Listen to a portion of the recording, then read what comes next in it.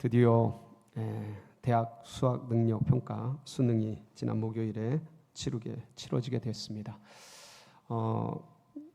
지난해 수능 응시생들이 약 44만 7천 명이었다고 합니다.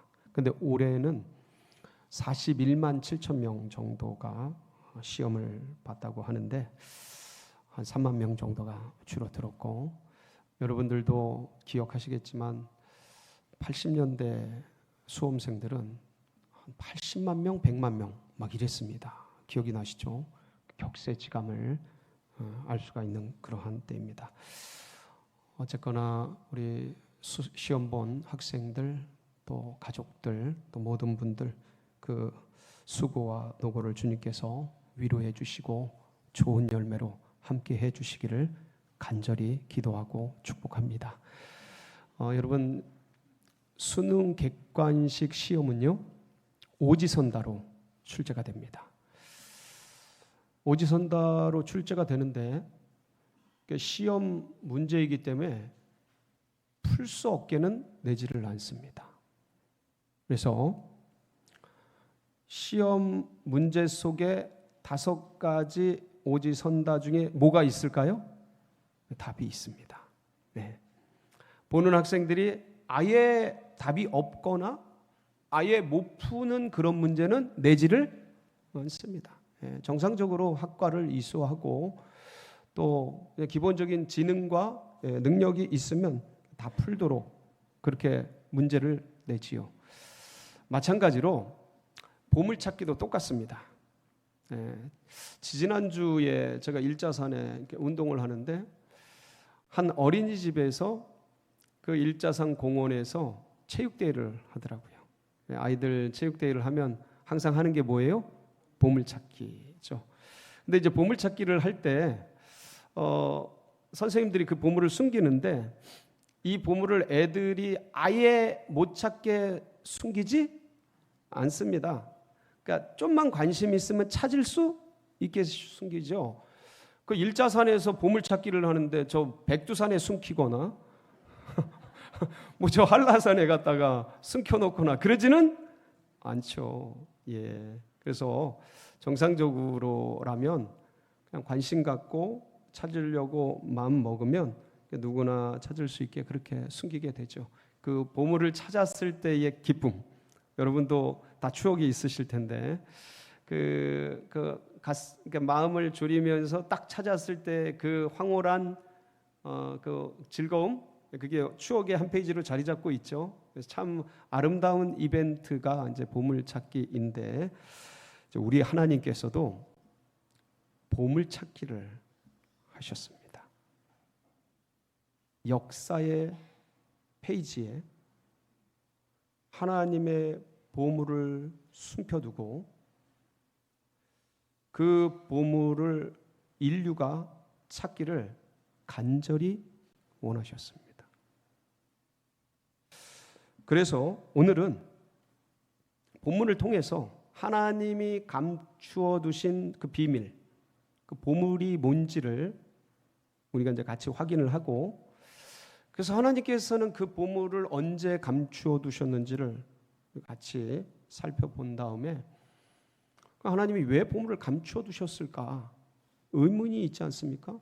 그리고 이제 그 보물을 찾은 사람들, 그 보물 안에는 어떤, 정말 그 보물이라면 어떤 게 있는지, 그 보물의 그 능력, 보물이 보물되는 그 기쁨, 은혜, 그게 뭔지, 그리고 이제 이 보물을 찾은 사람들이 무엇을 하기를 원하는지를 이제 본문 같이 나누면서 함께 살펴볼 때에 보물찾기처럼 이 인생의 역사 속에 보물 찾고 기쁨을 누리고, 그래서 이곳을 나갈 때는 여러분 영과 혼과 육이 그 은혜로 충만한 시간이 되시기를 축복합니다. 사도 바울은요, 오늘 하나님께서 인류 역사 속에 감추어두신 비밀, 감추어둔 보물이 뭔지를 아주 직설적으로 명확하게 27절에 아주 기록을 하고 있습니다. 그 보물이 뭐죠? 27절 한번 읽어볼까요? 네, 같이 읽어봅니다. 시작. 하나님이 그들로 하여금 이 비밀의 영광이 이방인 가운데 얼마나 풍성한지를 알게 하려 하심이라. 이 비밀은 너희 안에 계신 그리스도니 곧 영광의 소망이니라. 여러분, 이 비밀이 뭐라고요? 예, 이게 비밀, 보물이죠. 예, 그리스도 예수시죠. 예, 예수 그리스도. 그래서 하나님께서는 하나님의 보물 1호인 이 예수 그리스도를 그 수많은 선지자와 예언자들을 통해서 사실 각종 그림자와 모형으로 알려주셨어요. 예고를 해주셨어요. 이분이 누군지를 각종 시대마다 때마다 설명을 해두셨어요. 그래서 히브리서 1장 1절로 3절의 말씀을 보면 그 히브리서 기자가 하나님께서 숨겨두신 것들을 어떻게 드러내셨는지를 기록하고 있죠. 한번 보실까요? 시작. 하나님 여러 부분과 여러 모양으로 우리 조상들에게 말씀하신 하나님이 이 모든 날 마지막에는 아들을 통하여 우리에게 말씀하셨으니 이 아들을 만유의 상속자로 세우시고 또 그로 말미암아 모든 이는 하나님의 영광의 광채시요 그 본체의 형상이시라. 그의 능력의 말씀으로 만물을 붙드시며 죄를 정결하게 하는 일을 하시고 높은 곳에 계신 지극히 크신 이의 우편에 앉으셨느니라. 이렇게 역사와 세대를 통해서 각종 선지자와 예언자들을 통해서 그런 것들을 나타내셨습니다. 뿐만 아니라 하나님께서는 이 온 우주 만물, 인생, 삶 속에 더듬어 찾을 수 있도록 그 실마리와 단서들, 힌트라 그러죠. 보물찾기 할 때 힌트, 힌트를 넣어두셨어요. 이미. 그런 것들이 뭐가 있냐면 그 힌트 증거 첫 번째가 하나님이 천지 만물을 창조하실 때 이 만들어진 창조물 속에 하나님의 작가 정신, 왜 음악이든 미술이든 뭐 문학이든 그 작가들의 정신을 그 안에 녹여놓잖아요. 그 작품 속에. 그것처럼 이 천하 만물 속에 창조주의 작가 정신을 넣어놨어요.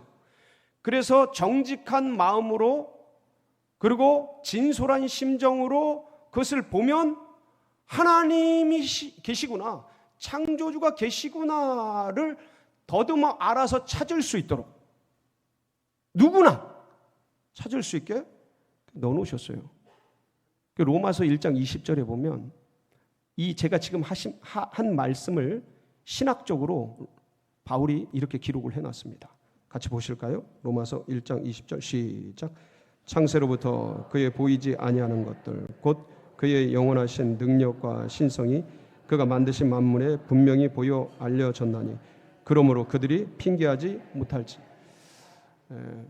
그리고 두 번째는 어떤 거냐면 하나님께서 구약 성경, 이 성경 자체가 신비거든요. 사실은 기적이죠, 이 성경이.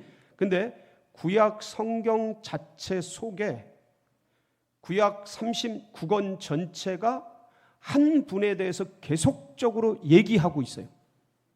그래서 성경을 읽으면, 구약 성경을 읽으면, 신약 성경은 뭐 명백하게 기록이 돼 있고요. 구약 성경을 읽으면 이분이 누군지에 대해서 알 수 있게 기록을 해놨어요.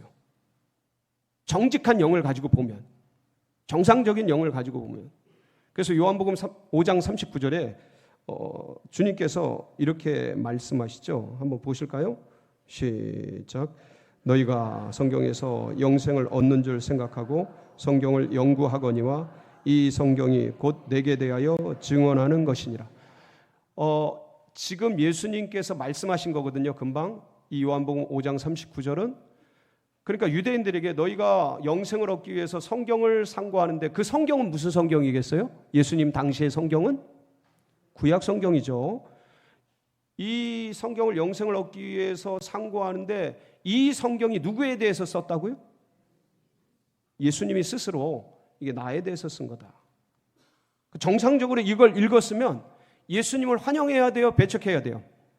환영해야 되죠. 네.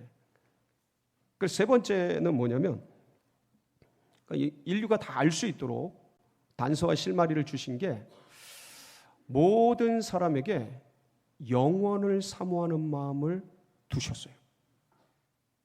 그러니까 잘 보세요.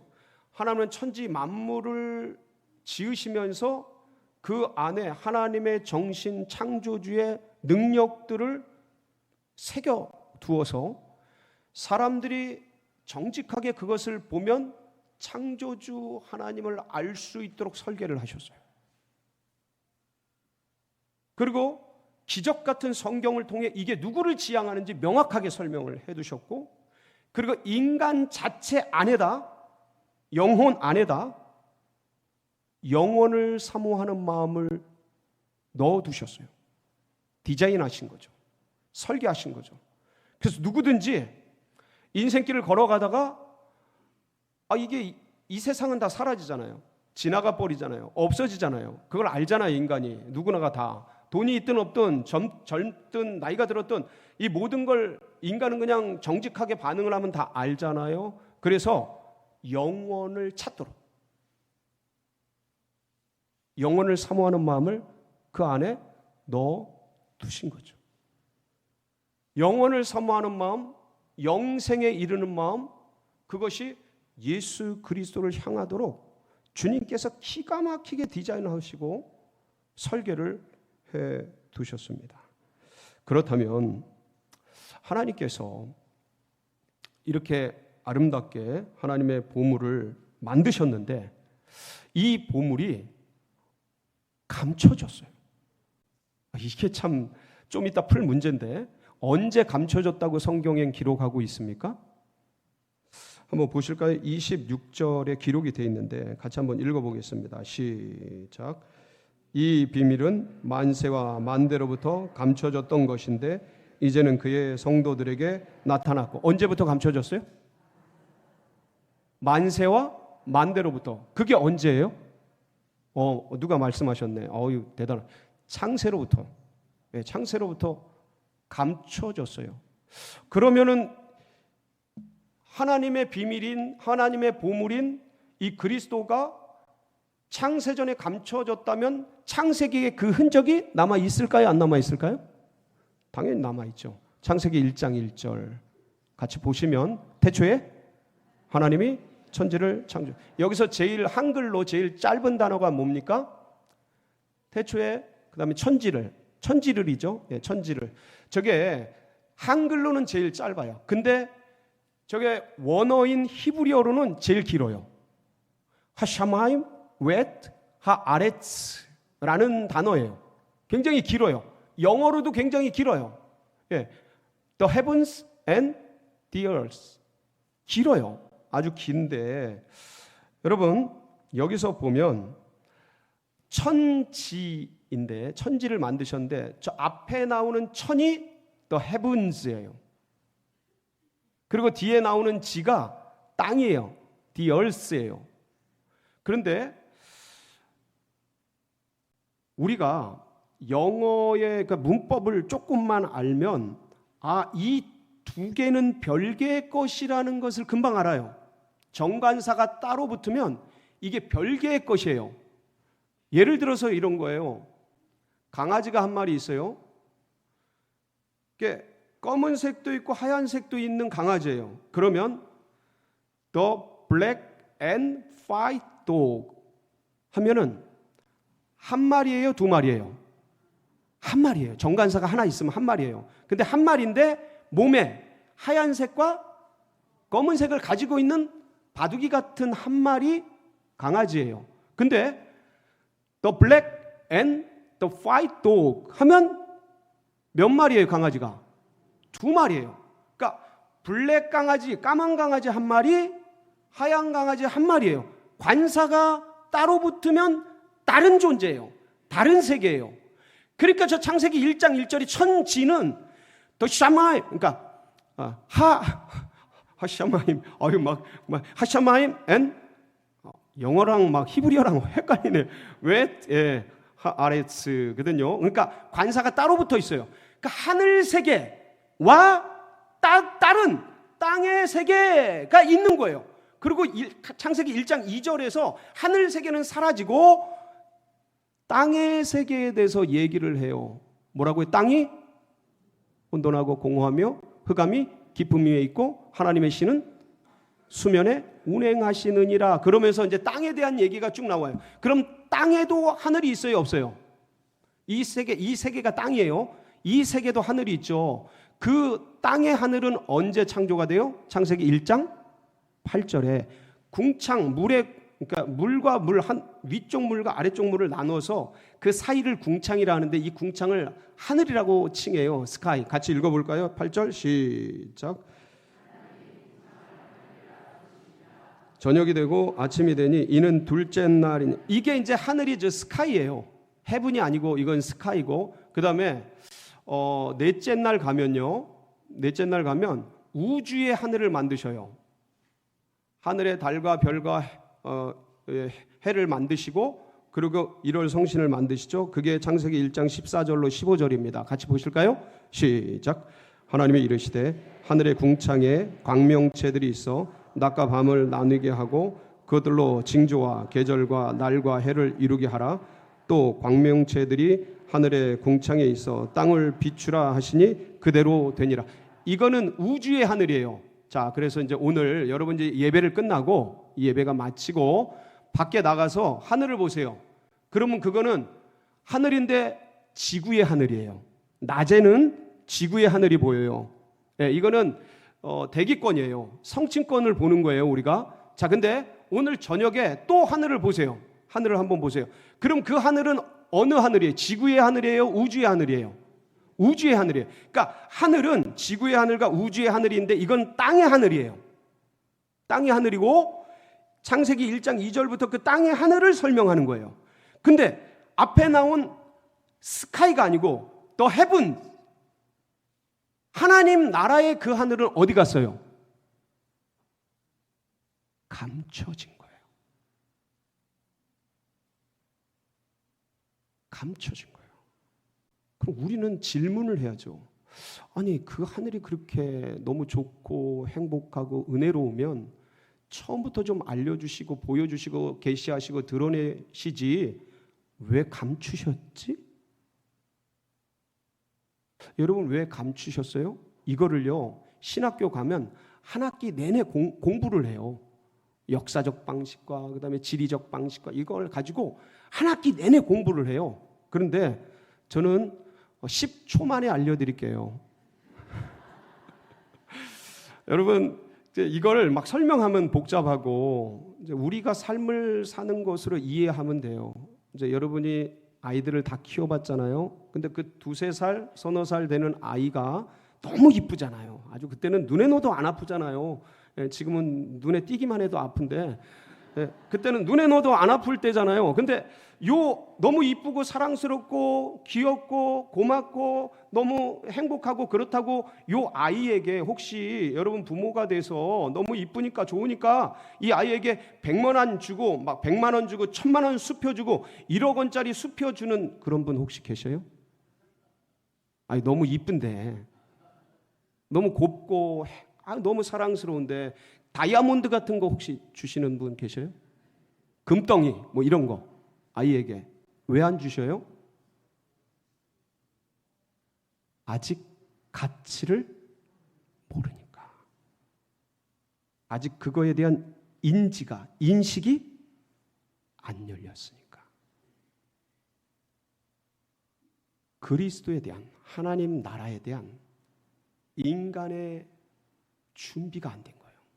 받아들일 준비, 그걸 알 수 있는 인지적 한계들, 이런 것들이 있는 거예요. 그러니까 하나님은 그거를, 하나님의 역사 운영 방식은 인간의 이 인지 체계와 어떤 이 인간 세계 발전 속도와 이런 모든 함수들을 다 계산해서 하나님의 세계, 하나님의 나라, 숨겨진 그 보물이 드러나는 때를 누가 정하셔요?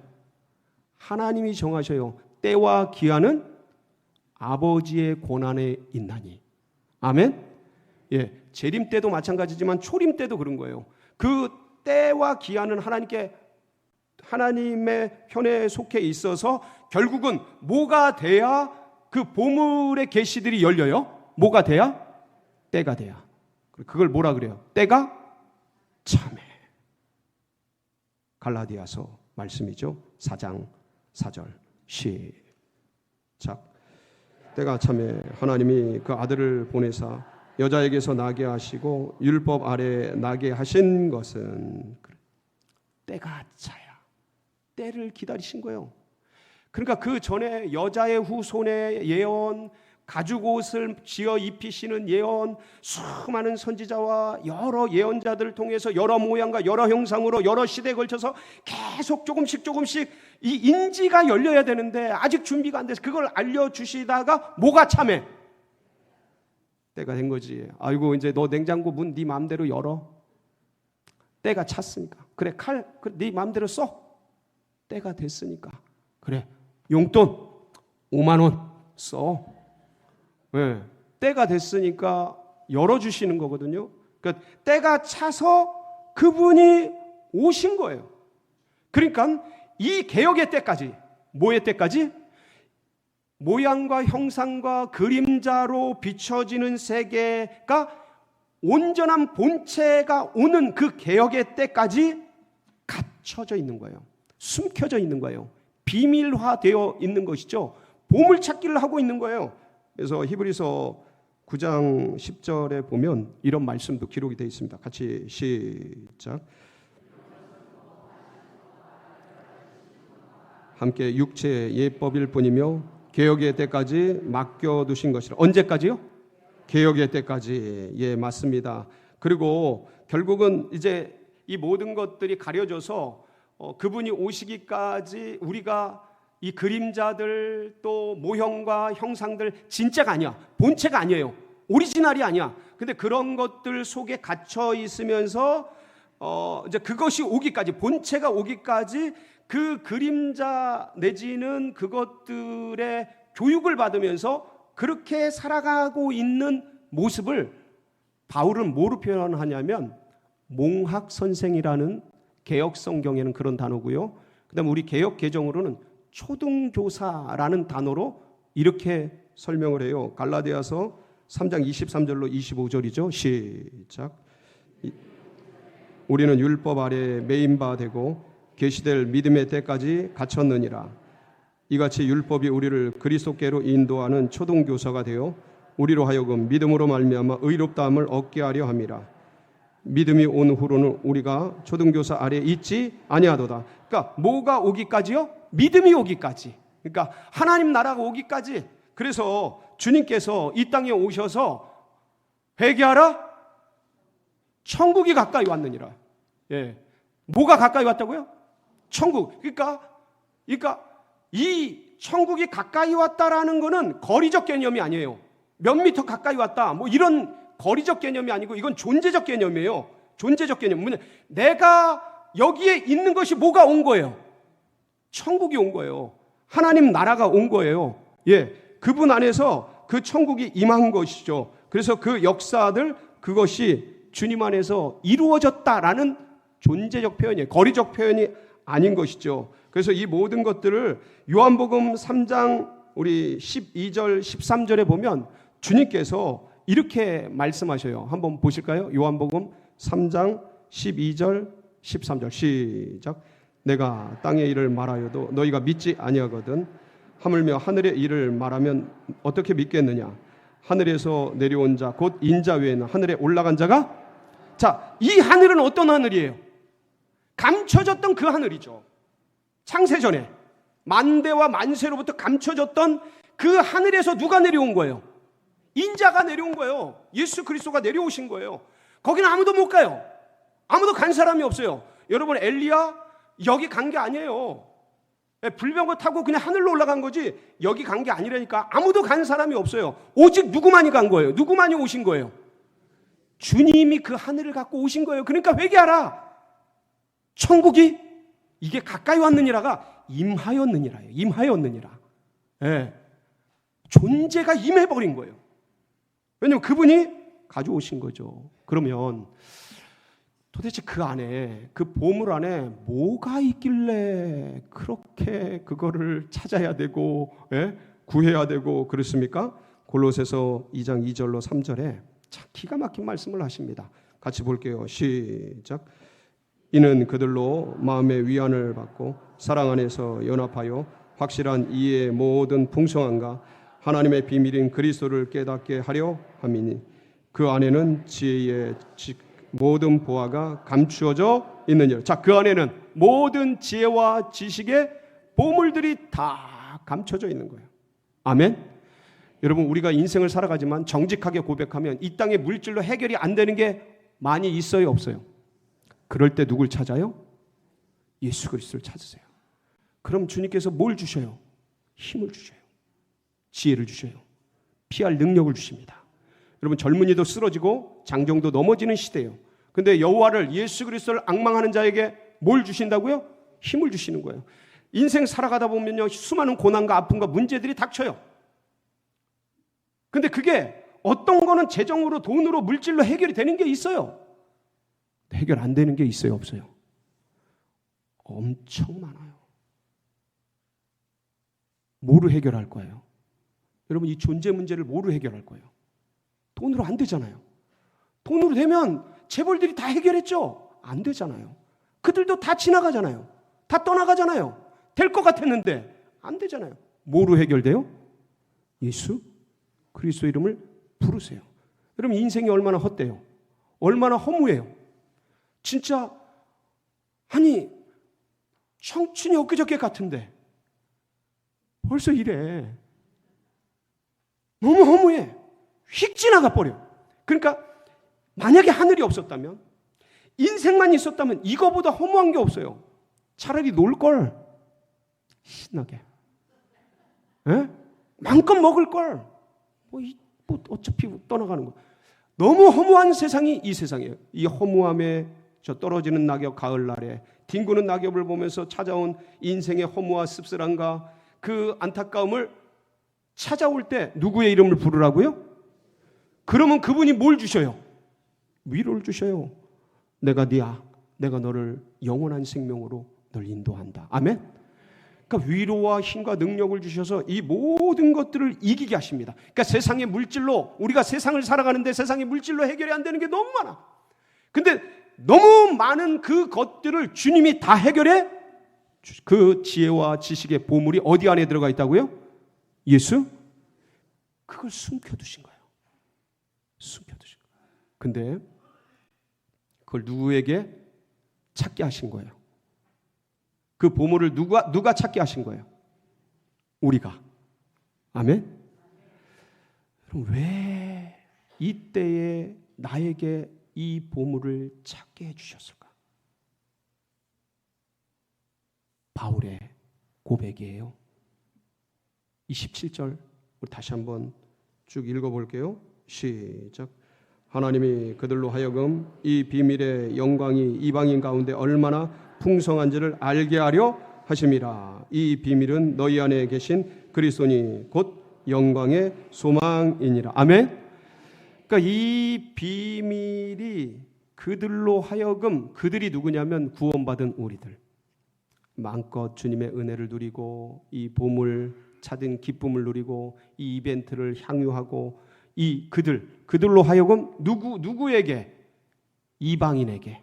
이방인은 여기서 누구겠어요? 지금 오늘날로 말하면 주님을 알지 못하는 사람, 교회에 안 나오는 영혼들, 그 영혼들에게 이 비밀의 풍성함이 무엇인지를 나로 하여금 알게 하려고 이 비밀, 이 보물을 내가 이때에 알게 해주신 겁니다. 그러니까 주님이 누굴 믿는 거예요? 주님이 누굴 믿는 거예요? 나를 믿는 거예요. 이 보물을 네가 나눠줘라. 내가 주님을 믿지만 주님도 누굴 믿는다고요? 나를 믿어요. 이 주님을 꼭 붙들고 기회가 있든지 없든지, 약간 때가 어떤지 못 어떤지 뱀처럼 지혜롭고 비둘기같이 순결하게 이 복음을 누리고 전하는 복된 성도님들 되시길 축복합니다.